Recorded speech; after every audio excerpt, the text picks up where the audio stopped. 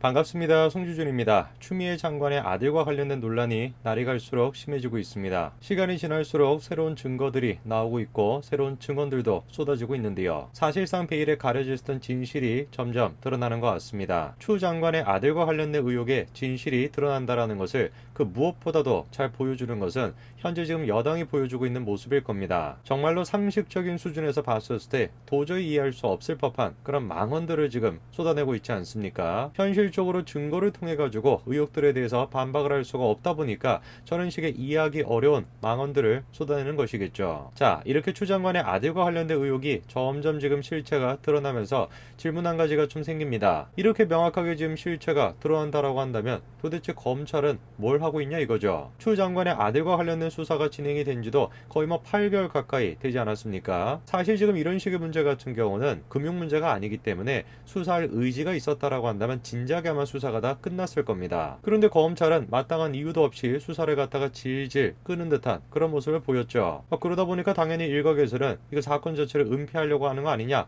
이런 비판까지도 나왔습니다. 그러다 보니까 우리의 관심은 윤석열 검찰총장 쪽으로 향했습니다. 누구보다도 추 장관에 대해서 대항을 해왔던 윤석열 검찰총장이기 때문에 이 사건 또한 마찬가지로 명명백백하게 밝혀줄 것이라 기대했죠. 처음에는 윤석열 검찰총장의 기대에 조금 부응하지 못하는 그런 모습도 보였었습니다.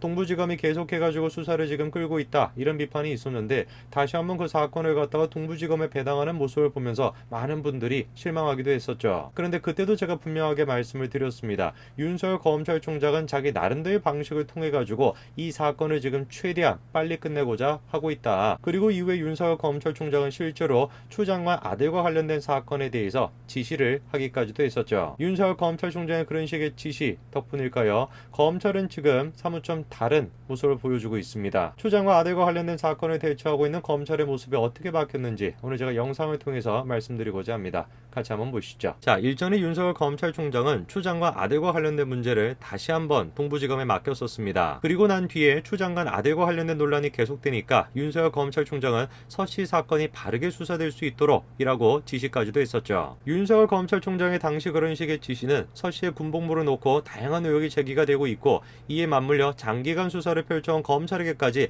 책임론이 제기가 되고 있는 점을 고려했다 이런 평가가 나왔습니다. 한마디로 얘기해서 더는 때를 놓치지 말라라고 하는 주문이었다라는 것이죠. 이거는 저의 헛된 희망일 수도 있습니다만 저는 분명하게 믿고 있습니다. 분명히 검찰 내부에는 추미애 장관을 따르면서 정의의 편에 서 있지 않은 그런 검사들도 있지만 분명히 윤석열 검찰총장 쪽에서 추미애 장관에 대항하면서 정의의 편에 서 있는 검사들도 있다. 저는 분명히 그렇게 믿고 있습니다. 윤석열 검찰총장이 추미애 장관과 관련된 사건을 다시 한번 동부지검에 배당을 하면서 검사들을 믿는다라고 얘기했던 그 메시지 또한 마찬가지로 그런 맥락에서 했던 메시지다. 저는 그렇게 생각합니다. 윤석열 검찰총장의 저런 식의 메시지가 나오고 난 뒤에 검찰은 정말로 수사에 대해 가지고 속도를 내고 있는 것처럼 보입니다. 검찰은 전격적으로 추미애 장관 아들을 소환 조사했죠. 추미애 장관의 아들과 관련된 수사가 점점 지금 속도를 내고 있는데요. 서울 동부지검 형사 1부는 서 씨를 비롯해서 당시의 당직 사병, 군 관계자, 추 장관의 의원 시절 보좌관 등을 차례로 지금 소환 조사를 했습니다. 사실상 이 사건의 제일 핵심 인물은 추 장관의 아들 아니겠습니까?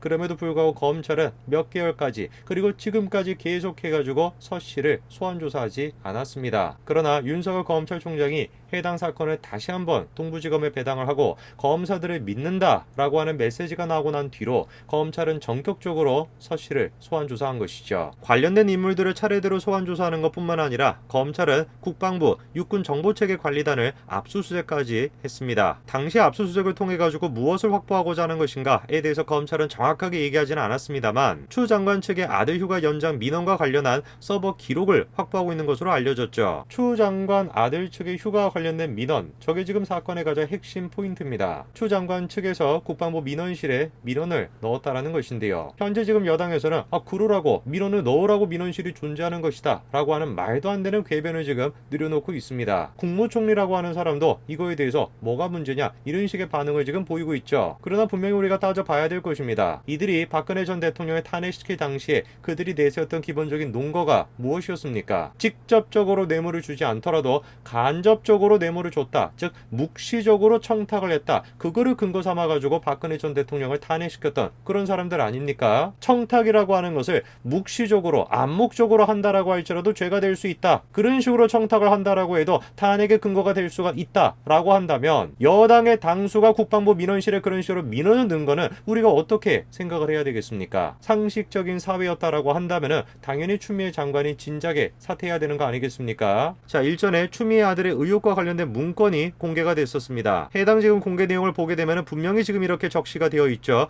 부모님께서 민원을 넣으신 것으로 확인이라고 분명하게 적혀 있습니다. 해당 민원 내용을 통해 가지고 전화를 한 당사자가 추 장관 본인인지 아니면 배우자인지 추 장관이 직접 전화를 했다라고 한다면은 자신의 신문을 당시 현직이었던 더불어민주당 대표로 밝혔는지 그런 식의 내용을 확인할 수 있을 거라 기대됐죠. 사실상 지금 저 민원의 내용을 통해 가지고 추 장관이 본인을 여당의 대표다라고 밝혔다라고 한다면 얘기가 끝나는 것입니다. 내가 서 씨의 어머니인데요 라고 밝히는 것이 아니라 여당의 대표다라고 밝히는 이유가 뭐겠습니까? 누가 보든지 간에 간접적으로 지금 외압을 넣으려고 한다. 이거 말고는 우리가 생각할 수가 없는 것이죠. 그런데 웬걸 이렇게나 결정적인 증거 역할을 할 수 있는 이 통화 내용에 대해 가지고 다음과 같은 얘기가 나왔습니다. 추미애 부부와 국방부 민원실의 통화 녹음이 3개월 전에 파기가 됐다라는 것이죠. 국방부가 10일 다음과 같이 밝혔다라는 것입니다. 추 장관 부부가 민원실에 전화했던 통화 녹음 내역이 파기가 됐다라는 것입니다. 당시 이제 저 내용을 두고서 의무적으로 자료를 보관해야 되는 시기가 지났기 때문에 자연스럽게 파기가 됐다. 이렇게 이제 얘기가 나왔는데요. 조금만 의지가 있었다라고 한다면 진작에 지금 민원실의 통화 내용을 갖다 확보할 수 있었을 것인데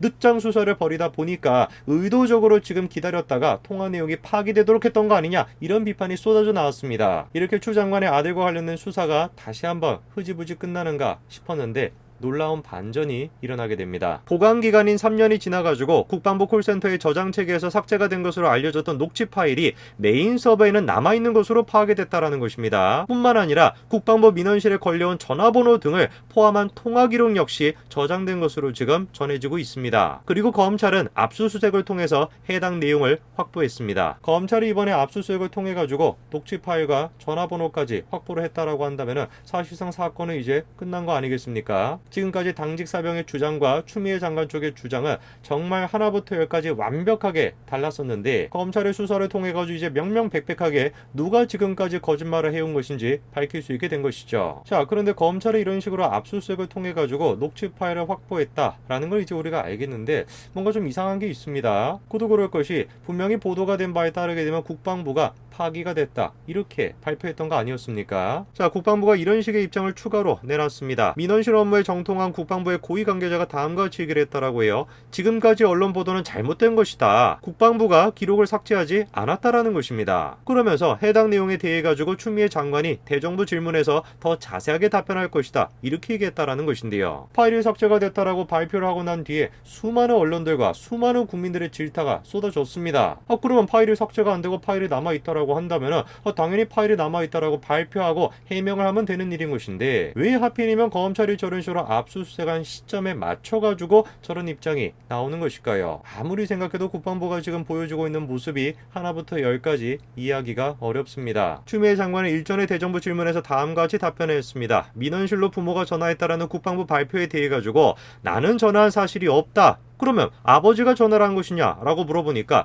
남편에게는 물어볼 형편이 안 된다. 주말 부부라서 이렇게 답변했습니다. 이후 대정부 질문에서 추미애 장관은 다시 한번 이렇게 답변합니다. 자신이 민원을 넣은 바도 없고 남편도 민원을 넣은 적이 없다라고 하는 것을 확인했다라는 것이죠. 물어볼 형편이 안 된다라고 하더니 형편이 좀 나아지셨나 봅니다. 글쎄요, 대정부 질문에서조차도 추미애 장관은 지금 끝까지 자신이 전화를 한 적이 없다라고 하는 입장을 고수하고 있는데요. 해당 내용이 사실인지 거짓인지는 검찰 수사를 통해서 밝혀질 것입니다. 검찰 내부에서는 의혹이 더 번지는 것을 막기 위해서 가급적 추석 이전에 수사를 마무리해야 한다는 기류가 흐르고 있습니다. 추석 연휴가 끝나고 난 직후인 다음 달 7일부터는 국정감사가 또 시작이 되기 때문에 야당의 공사가 더 커질 수도 있죠. 자, 빠르면 추석 이전에 추미애 장관에 대한 수사 결과가 나온다라고 하는데 과연 어떤 결과가 나올지 우리가 한번 지켜봐야 될 것 같습니다. 추미애 사태에 대해서 부담감을 느낀 여당은 김홍걸 씨를 희생제로 내세우기도 했습니다. 그러나 국민들이 거기에 과연 속아 넘어갈까요? 김홍걸 씨를 지금 정치적 희생제로 내세운다라는 거, 그리고 추미애 장관이 계속해가지고 뻔뻔스러운 모습을 보이고 있다라는 거, 이 모든 사실들을 국민들은 이미 알고 계실 거라고 저는 믿습니다. 추석 직후에 추미애 장관의 운명이 어떻게 될지 한번 지켜보죠. 오늘까지 말씀드리겠습니다. 감사합니다.